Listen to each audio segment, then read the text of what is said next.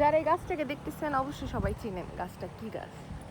আমাদের দক্ষিণাঞ্চলের যারা থাকেন তারা অবশ্য জানেন যে এই সিজনে খেজুর গাছ থেকে রস হয়। দেখেন খেজুর গাছটা মাত্র 3টা পাতা বিশিষ্ট নিয়ে বেঁচে আছে। তো মানুষের জীবনটা এরকম, মানুষের জীবনে কিছু না কিছু জিনিস নিয়ে বেঁচে থাকতে হয়। অবশ্য এই খেজুর গাছটা কাটার চেষ্টা করা হয়েছে, কিন্তু খেজুর গাছটার রস অবধারিত নাই, এর জন্য কাটতে পারে নাই, কিন্তু ও এখনো জীবিত। এই যে 3টা ডাল দেখেন ভালো করে, 3টা ডাল নিয়ে সে জীবিত আছে।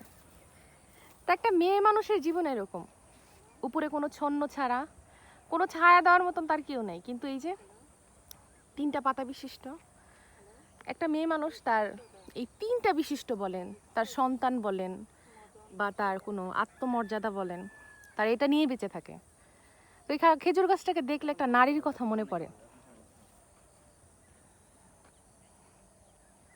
উপরে কিছুই নেই, শুধু 3টা ডাল, 3টা ডাল নিয়ে খেজুর গাছটা বেঁচে আছে।